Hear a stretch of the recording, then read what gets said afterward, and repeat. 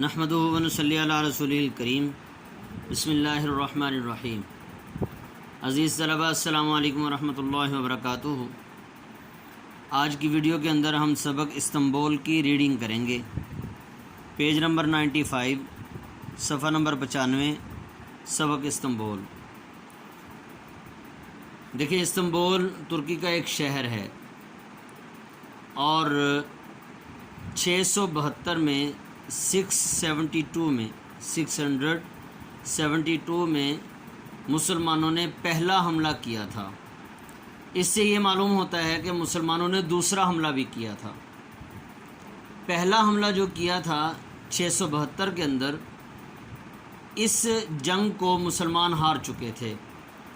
آگے بتایا جائے گا اسی چیپٹر کے اندر کہ مسلمان اس محاصرہ ختم کر کے 7 سال تک تقریباً یہ محاصرہ رہا، لیکن مسلمان قسطنطنیہ کو فتح نہ کر سکے۔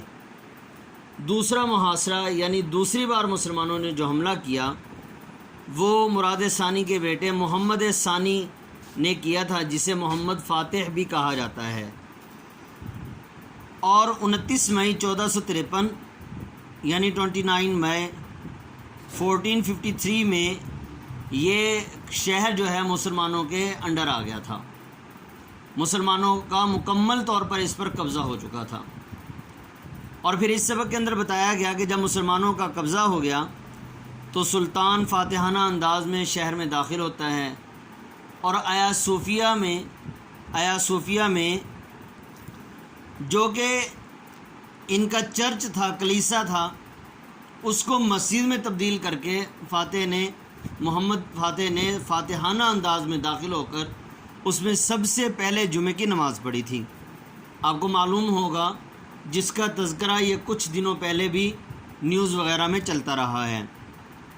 پھر مختلف بادشاہ آتے گئے، انہوں نے مساجد کے اعتبار سے، شہر کے اعتبار سے، اپنے علاقوں کے اعتبار سے، محل کے اعتبار سے مختلف اس کے اندر تعمیرات کرتے رہے، اضافہ کرتے رہے، اس کی ڈیکوریشن کے لیے، خوبصورتی کے لیے اپنے اپنے تجربات کے مطابق، اپنے اپنی خواہش کے مطابق اس میں اضافہ کرتے رہے۔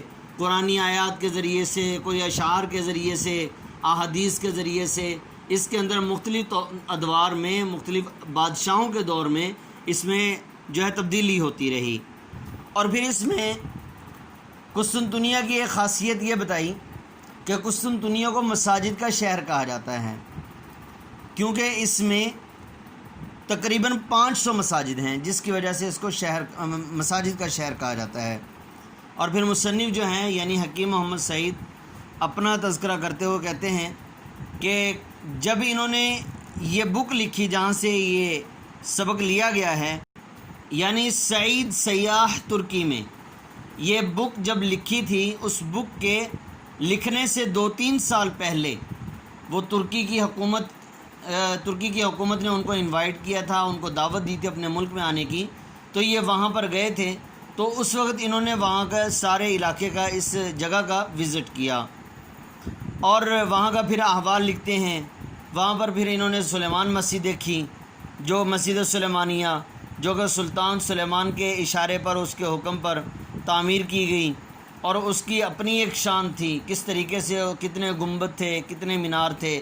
مصنف نے جو ہے اس کے اندر ساری چیزیں لکھی ہیں۔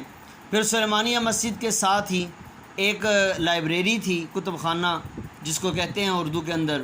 اس کتب خانے یعنی لائبریری کے اندر جو ہے وہ پرانی کتابیں موجود تھیں، جو کہ پتہ نہیں کتنی پرانی، ہاتھوں سے لکھے ہوئے نسخے اور ہاتھوں سے لکھے ہوئے مسودے اور ہاتھوں سے لکھی ہوئی کتابیں، یہ پرانے یہ جیسے 1453 کے اندر یہ واقعہ ہوا، تو اس سے کئی 100 سال پہلے کے مسودے اور نسخے وہاں پر موجود تھے۔ اور پھر اس کے بعد جو ہے مصنف نے خاص طور سے توپ کاپی کا تذکرہ کیا ہے۔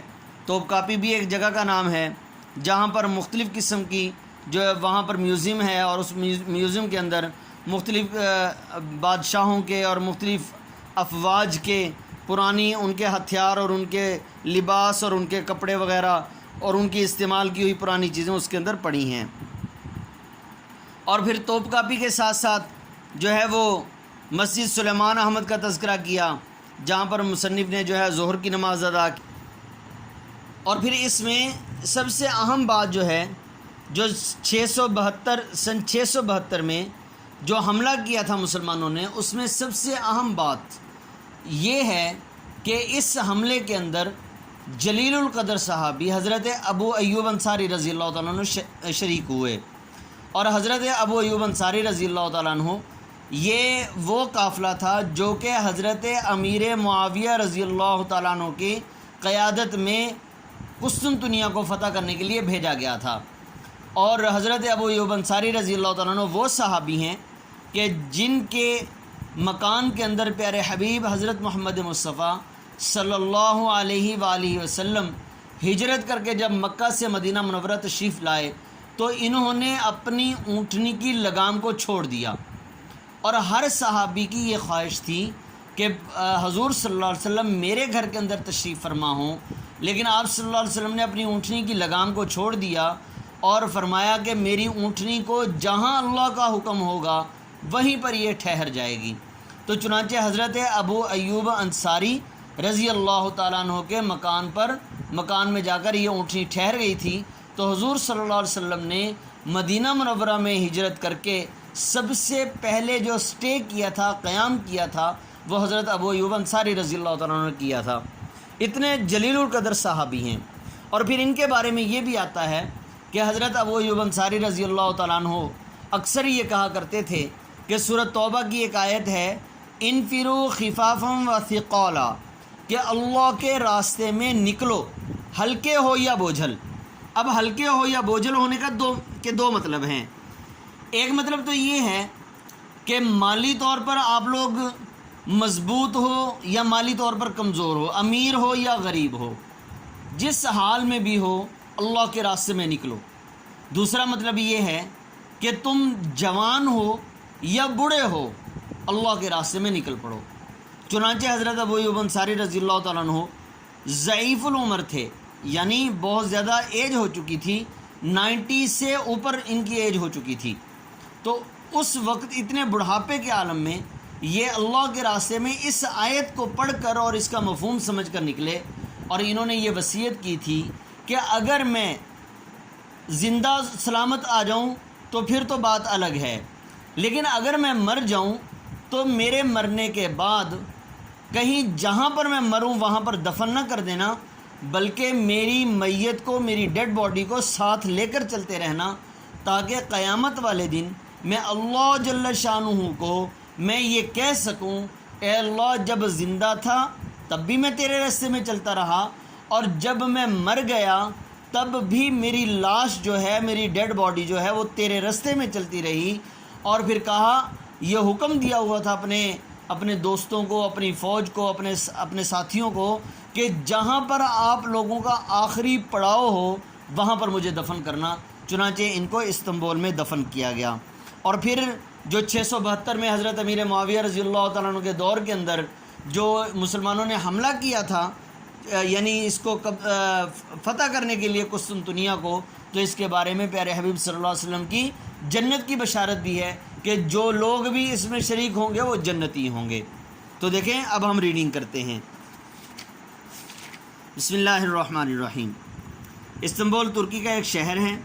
استنبول کے شہر پر مسلمانوں کا پہلا حملہ 672 میں یعنی 672 میں ہوا تھا، لیکن وہ 7 سال تک محاصرے کے بعد ناکام واپس ہوئے. اس محاصرے کی تاریخی اہمیت یہ ہے کہ اس میں جلیل القدر بلند مرتبے والے، اونچی شان والے صحابی حضرت ابو ایوب انصاری رضی اللہ تعالیٰ عنہ شریک تھے. اسی مہم کے دوران میں ان کا انتقال ہوا، مہم مارکہ، اور وہ استنبول ہی میں مدفون ہوئے، دفن کیے گئے. استنبول یعنی قسطنطنیہ کی فتح مراد ثانی کے بیٹے محمد ثانی کے لیے، جسے محمد فاتح بھی کہا جاتا ہے، مقدر ہو چکی ہے. یعنی استنبول کی فتح محمد فاتح کے لیے مقدر ہو گئی تھی، جو کہ مراد ثانی کا بیٹا ہے. اس کو محمد فاتح بھی کہا جاتا ہے، اصل نام اس کا محمد ثانی ہے. سلطان محمد فاتح نے 1452 میں شہر استنبول پر پوری منصوبہ بندی کے ساتھ حملہ کیا، یعنی پوری پلاننگ کے ساتھ، منصوبہ بندی، پوری پلاننگ، اور جو بھی اس کا وہاں پر حملہ کرنے کا جو طریقہ کار تھا اس کو تجویز دے کر اس پر حملہ کیا۔ 29 مئی 1453 1453 کو استنبول پر مسلمانوں کا مکمل قبضہ ہو گیا۔ سلطان فاتحانہ انداز میں شہر میں داخل ہوا، فاتحانہ انداز، فتح والا، جیت والا انداز، اور سب سے پہلے اس نے آیا صوفیہ میں جمعے کی نماز پڑھی۔ جب مسلمانوں نے قسطنطنیہ کو فتح کیا تو یہاں کے لوگ دور نکل گئے۔ ان کا خیال تھا جب فاتحین یہاں پہنچیں گے، فاتحین فاتح کی جمع ہے، اور فاتح فتح کرنے والا، جیتنے والا، تو آسمان سے ایک فرشتہ اتر کر ان کو واپس دھکیل دے گا۔ سلطان محمد فاتح گھوڑے سے اتر کر کلیسا کے اندر داخل ہوا۔ کلیسا گرجا گھر کو کہتے ہیں، جس کو ہم چرچ کہتے ہیں، اور اس نے وہیں نماز ادا کی۔ مسلمانوں نے اس میں بہت سی تعمیرات کا اضافہ کیا۔ دیواروں اور چھتوں کی پچی کاری پر سرمئی کلی کروا دی گئی۔ پچی کاری یعنی پتھروں کا کام، رنگ دار پتھروں کا کام، اس کو پچی کاری کہتے ہیں، اور سرمئی گرے کلر کو کہتے ہیں، جو سلیٹی رنگ جس کو ہم گرے کلر بھی کہتے ہیں، سرمئی کلی کروا دی گئی۔ جن دیواروں پر بت بنے ہوئے تھے انہیں منہدم کروا کے نئی دیوار بنوا دی گئی، منہدم کروا کے ان کو گرا کر۔ سلطان محمد فاتح نے ایک بلند مینار تعمیر کروایا۔ سلیم ثانی، ثانی کا معنی ہے دوسرا، یعنی پہلے ایک اور اس سے پہلے بھی ایک بادشاہ گزرا جس کا نام سلیم تھا، تو اس کو سلیم اول کہا جائے گا، تو اور یہ دوسرا سلیم ہے، اس کو سلیم ثانی کہا جائے گا۔ سلیم ثانی نے شمال کی جانب دوسرا مینار بنوایا۔ مراد ثالث یعنی تیسرا مراد نے باقی دو مینار اور مرمت کا سارا کام مکمل کروایا۔ اس نے صدر دروازے کے پاس اندر کی طرف سنگ جراحت کی دو بڑی بڑی نالیاں بنوائیں۔ سنگ جراحت سفید رنگ کا پتھر جس کو آج کل سنگ مرمر کہا جاتا ہے، اور دو بڑے چبوترے تعمیر کروائے۔ چبوترے اونچی جگہ جو ہوتی ہے تھوڑی سی، جیسا کہ گھروں کے آگے تھوڑی سی اونچی جگہ بنا دی جاتی ہے، سٹیئرز کی طرح، سیڑھی کی طرح ایک اونچی سی جگہ جو ہوتی ہے، اس کو چبوترا کہتے ہیں، جس پر بیٹھ کر قرآن پاک کی تلاوت کی جاتی تھی۔ آیا صوفیہ کے برابر قبرستان ہی میں اکثر عثمانی حکمران کے مزار واقع ہیں۔ سلطان محمود رابع نے مسجد کی خالی دیواروں پر مشہور خطاط کہتے ہیں لکھنے والے کو، خطاط خط سے ہے، اور خط کہتے ہیں ہاتھ سے لکھنا، تو خطاط ہاتھ سے لکھنے والا، مشہور خطاط مصطفیٰ چلبی سے بڑے بڑے سنہرے حروف میں آیات قرآنی لکھوائیں۔ عزیز طلبہ، میں آپ کو ایک بات بتانا چاہوں گا، دیکھیں یہ نمبر 2، نمبر 1، 2، 3، 4 اور یہ 5، یہ دیکھیں نمبر 1 میں کیا لکھا ہے؟ حضرت ابو ایوب انصاری رضی اللہ تعالیٰ عنہ کو مدینہ میں حضرت صلی اللہ علیہ وسلم کے اولین میزبان بننے کا اعزاز و شرف حاصل ہوا۔ مراد ثانی عثمانیہ سلطنت کا ایک جلیل القدر بادشاہ تھا۔ سلطان محمد فاتح اصل نام محمد ثانی ہے کو یہ اعزاز و افتخار حاصل ہے کہ مسلمانوں کی صدیوں کی کوشش کے بعد اس کے ہاتھوں قسطنطنیہ فتح ہوا۔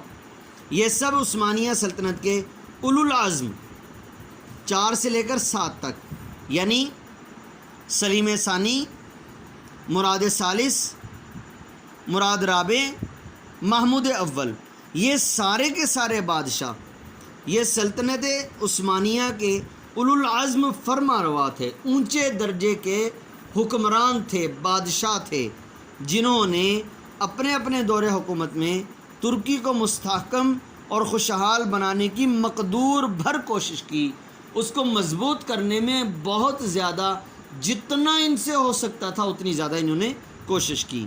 تو عزیز طلبہ، یہاں تک ہم نے آج پڑھ لیا، باقی انشاءاللہ اگلی ویڈیو کے اندر اس میں آپ نے الفاظ معنی یاد کر لینے ہیں جو بتائے ہیں، اور اس کے ساتھ ساتھ بادشاہوں کا تذکرہ جو ہے، اور حضرت ابو ایوب انصاری رضی اللہ عنہ کے بارے میں، اور یہ تاریخیں آپ نے یاد کر لینی ہیں۔ السلام علیکم ورحمۃ اللہ وبرکاتہ۔